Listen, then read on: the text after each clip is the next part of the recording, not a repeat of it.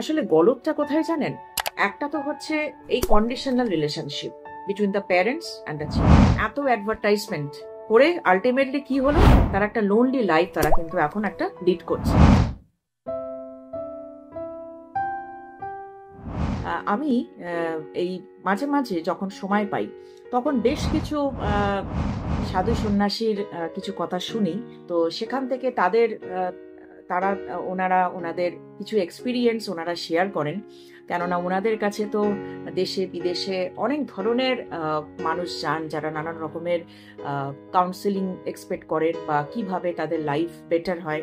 তো ওনারা বলছেন যে 90% যে প্রবলেমটা হচ্ছে সেটা হচ্ছে এখন প্রতিটা মানুষ একটা সার্টেন এজ হয়ে গেলে সবাই যেন একটা লোনলিনেস ফিল করছে, লোনলিনেস, এবং সবাই যেন একটা একাকিত্বের যন্ত্রণায় ভুগছে, সেটা ওনারা বলছেন। এবং তার কারণ কি না, এই যে এত এত ইনভেস্টমেন্ট করলাম একটা চাইল্ডের জন্য, আমার বাচ্চার জন্য আমি এত এত খরচা করলাম, এত ইনভেস্টমেন্ট করলাম, কিন্তু তার রেজাল্ট কি হলো না, আমার সে বড় হয়ে গেল, সে এখন তার নিজের লাইফ তৈরি করে ফেললো, কিন্তু আমাদের জন্য তারা টাইম থাকছে না, সে আমাদের দেখাশোনাই করছে না। কিন্তু এবং ছেলে মেয়েরা মানুষ হচ্ছে না, তারা মানুষ হলো না। তো কোয়েশ্চেনটা হচ্ছে যে মানুষ হলো না নাকি আমরা মানুষ করতে পারলাম না, সেটাও কিন্তু ভেবে দেখাটা ভীষণ দরকার। তার কারণ যে আপনাদের আমি আগের এপিসোডে বলেছিলাম যে ভালো জিনিস খারাপ জিনিস, একটা চাইল্ড যখন সে বড় হচ্ছে, বড় হওয়ার সাথে সাথে তার যে ব্রেন ডেভেলপমেন্ট হয়, হ্যাঁ, তখন তো তার সেই সেন্সটা আসে যে কোনটা ভালো কোনটা খারাপ।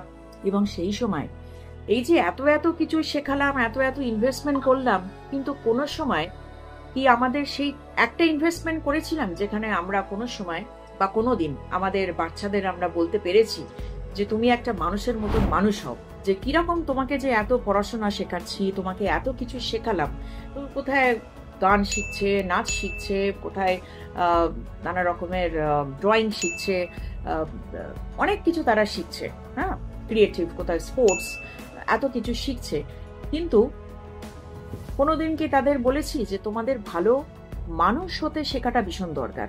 কারণ সেটা আমরা কোনোদিন বলছি না। তাহলে আমরা ন্যাচারালি কি করে এক্সপেক্ট করব যে আমরা যখন অনেক এজেড হব বা আমাদের চাইল্ডরা যখন বড় হবে তারা আমাদের জন্য ভাববে?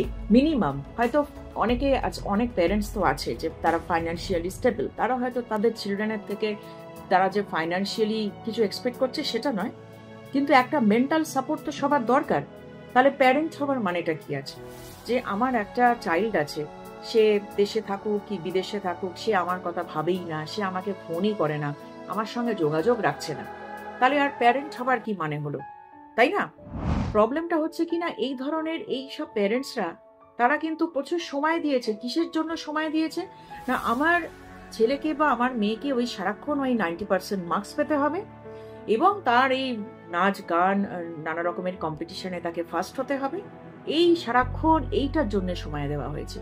কিন্তু কোথাও একটা দিনের জন্য সেই সময়টা দেওয়া হয়নি যেখানে তারা বলতে পেরেছে তাদের সেই চিলড্রেনদের যে তোমাকে একটা মানুষের মতন মানুষ হতে হবে এবং তার জন্য তোমার এই এই জিনিসগুলো তোমাকে লাইফে প্র্যাকটিস করতে হবে। তার কারণ যে এই প্যারেন্টসরাই প্র্যাকটিস করেনি লাইফে হয়তো, যার জন্য তারা তাদের সেই চিলড্রেনদের শেখাতে পারছে না যে কোন জিনিসটা ভালো, তোমার কতটা পড়াশোনাটা তোমার এই কারণে দরকার এবং তার বাইরেও কিছু জিনিস আছে সেটাও তোমাকে লাইফে প্র্যাকটিস করতে হবে, লাইফে ইমপ্লিমেন্ট করতে হবে। যেটা আপনাদের কাছে আগে বলেছিলাম যে একটা তো কন্ডিশনাল রিলেশনশিপ বললাম, আর একটা হচ্ছে যে এই যে প্র্যাকটিস অফ স্পিরিচুয়ালিটি। সারাক্ষণ স্পিরিচুয়াল ওই বই পড়ার জন্য বই পড়তে হবে সেটা নয়। স্পিরিচুয়ালিটি কি না, নিজেকে চিনতে জানতে হেল্প করে ভীষণভাবে, হ্যাঁ, যে স্পিরিচুয়ালিটি নিজেকে চিনতে শেখায়, নিজেকে জানতে শেখায়। এবং আমি যখন পড়াশোনা করে আরো বড় হব বা আমার যখন বয়সটা আরো বাড়বে, তখন আমার লাইফটাকে তো আমাকে চালাতে হবে, হ্যাঁ, তো সেই ফিউচারটা আমি লাইফটা যাতে ভালো করে স্মুথলি আমি যাতে চালাতে পারি, তার জন্য আমার আর একটা কিন্তু এডুকেশন আছে। এই যেটা বুক বেসড এডুকেশন কিন্তু আমাকে হেল্প করবে না, সেটাই হচ্ছে ভ্যালু বেসড এডুকেশন।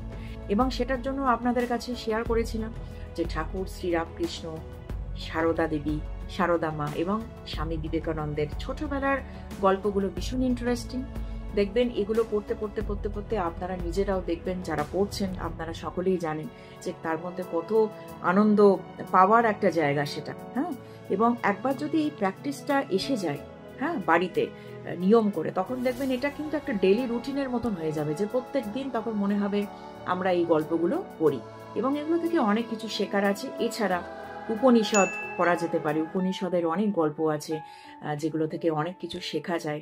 তো এই জিনিসগুলো ল্যাকিং হচ্ছে বলেই কিন্তু এই প্রবলেমটা হচ্ছে, যে আমরা এত ইনভেস্টমেন্ট করছি, এত কিছু শেখাচ্ছি, কিন্তু কি যে শেখাচ্ছি তাকে যে মানুষ হতে শেখাচ্ছি না, সেটা কিন্তু আলটিমেটলি এখানেই কিন্তু এই প্রবলেমটা পুরোটাই কিন্তু এর মধ্যে আছে। সে বড় ডাক্তার হচ্ছে, সে বড় ইঞ্জিনিয়ার হচ্ছে, সে একটা বড় কর্পোরেট লাইফে, সে একটা ধরুন একটা কোম্পানিতে একটা খুব হায়ার পোস্ট হোল্ড করছে, সেটা শেখাচ্ছে, কিন্তু তার বাইরে যে লাইফটাকে ক্যারি ফরওয়ার্ড করতে গেলে আরও কিছু জিনিসের যে লাইফে দরকার আছে সেটা কিন্তু শেখাচ্ছি না।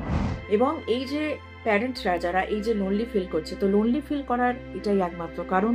এবং এই যে ভ্যালুসটা, হ্যাঁ, তো এই যে ম্যান অফ সাকসেস অ্যান্ড ঘুরে ফিরে আসছি, এই যে man of success and man of value, এই ভ্যালু বেসড টিচিংসটা যেটা আজকের দিনে ভীষণ দরকার, সেটা কিন্তু একটা সময় গিয়ে সেই সকল প্যারেন্টদের কিন্তু একটা রিগ্রেট হচ্ছে, যে আমরা আমাদের ওই সময়টাতে যেটা আমাদের শেখানো দরকার ছিল সেটা আমরা শেখাতে পারিনি, সেটা আমরা তাদের বোঝাতেই পারিনি, কারণ আমরা নিজেরাই সেটা করিনি, নিজেরাই নিজেদের লাইফ নিয়ে বিজি ছিলাম। তো ন্যাচারালি আমরা আমাদের বেবিদের শেখাবো কি করে?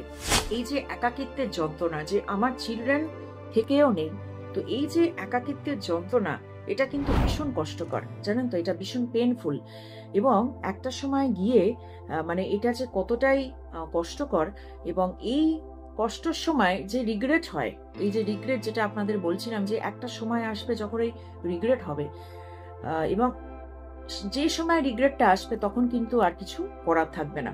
সেই কারণে কি হয়, যে প্রতিটি অ্যাকশন করার আগে, এটা আমি আগেও বলেছি, একটু ভেবে চিন্তে করাটা কিন্তু অনেক দরকার। যে অ্যাডভার্টাইজমেন্ট করাটা কিন্তু ভালো, একটা চাইল্ড সে হয়তো কোনো সময় মোটিভেটেড হচ্ছে, কিন্তু তাকে ঠিক আছে একটু অল্প করে বলা যে হ্যাঁ তোমাকে আরো ভালো করতে হবে, কিন্তু এটাই তোমার লাইফে সবকিছু নয়। সে একটা চাইল্ড ধরুন ক্লাস 10, সে হয়তো 90% অ্যাবভ ফেলো, 12 এসে 90% অ্যাবভ ফেলো, কিন্তু সেটাই যে তার লাইফে সবকিছু নয়, সেটা কিন্তু তাকে বোঝানোটা কিন্তু ভীষণ দরকার, যাতে করে সেই এই যে হাজার হাজার প্যারেন্টের এই যে একাকিত্বের যে যন্ত্রণায় যারা ভুগছেন, সেই কষ্টটা কিন্তু পরবর্তী সময় কিন্তু আর পেতে হবে না, যদি সেই রাইট টিচিংসটা যদি রাইট টাইমে যদি দেওয়া থাকে। সেটা যখন একজন চাইল্ড সে যখন সব দিক থেকে ইন্ডিপেন্ডেন্ট হয়ে গেল, তখন তাকে শেখালে সেটা কিন্তু আর তখন আর সেও শুনবে না, শোনার মতন অবস্থাতেও থাকবে না, এবং সেটা অহেতুক কমপ্লিকেশন বাড়াবে।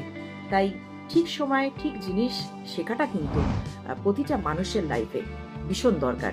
তো যাই হোক, তো ঘুরে ফিরে আসছি সেই man of success and man of values, এবং এই নিয়ে আমার সাথে আপনাদের সঙ্গে আমি আরেকজনের ভিডিও আজকে শেয়ার করব, যার নাম হচ্ছে অভিজিৎ চক্রবর্তী।